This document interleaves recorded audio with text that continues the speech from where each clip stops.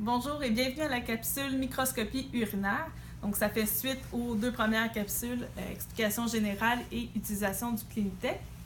Pour la microscopie urinaire, on vous suggère fortement de vérifier votre temps parce que c'est un laboratoire qui est très serré dans le temps. Donc, on vous suggère la première fois, quand vous avez 3 urines complètes et 3 kilos urinaires, d'utiliser environ 20 minutes par microscopie.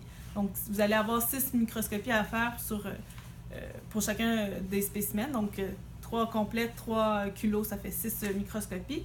Donc, 20 minutes maximum. Et la deuxième fois, comme vous allez avoir 5 urines complètes et 5 kilos urinaires, on vous suggère fortement d'utiliser maximum 10 minutes par microscopie. Donc, c'est une petite référence comme ça, mais vous gérez votre temps comme il se doit. Donc, pour la microscopie, vous avez à votre disposition tout ce qui est lumière polarisée, contraste de phase, c'est à votre disposition. Donc, quand vous en avez besoin, vous pouvez l'installer selon le protocole qui est indiqué dans votre cahier de laboratoire. Et pour vous aider à identifier les éléments qui sont à la microscopie urinaire, vous avez des affiches. Vous avez aussi certains cahiers qui ont du vécu.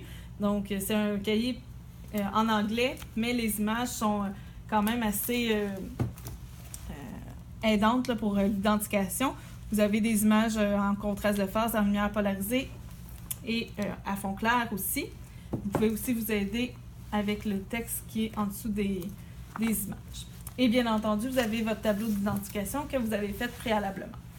Donc, une fois que vous avez identifié certains éléments, c'est le temps de l'inscrire sur votre rapport.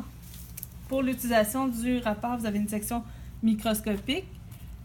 Vous avez les cellules qui doivent être observées à 40x. Donc, vous utilisez l'objectif 40x pour avoir un total de 400x. Les cylindres, c'est avec l'objectif 10x. Les éléments divers, c'est à 40x. Éléments divers, on inclut mucus, bactéries, levure ou tout autre élément qui ne serait pas déjà identifié. Et les cristaux, c'est aussi à 40x. Donc, cristaux amorphes ou tout autre type de cristaux.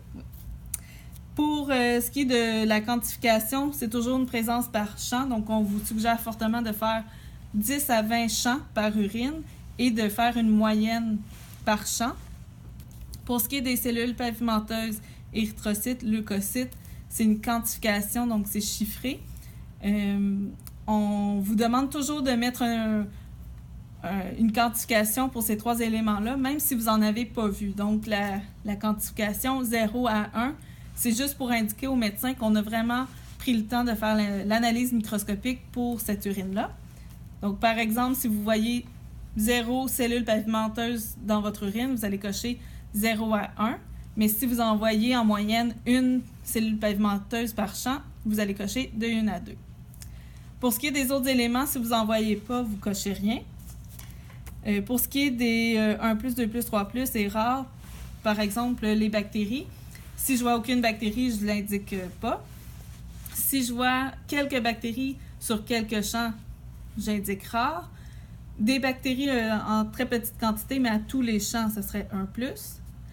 De façon un peu plus importante à tous les champs, 2+. Et de façon très abondante à tous les champs, ça serait 3+. Donc, c'est pour vous donner une idée de la quantification.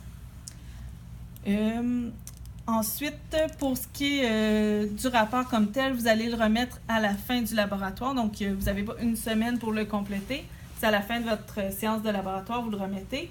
Et les urines que vous avez vérifiées au microscope, il va y avoir un portoir urine pour l'examen microscopique. Vous allez les mettre dans ce portoir-ci, puis c'est l'enseignant qui va les évaluer le jour même pour corriger votre rapport.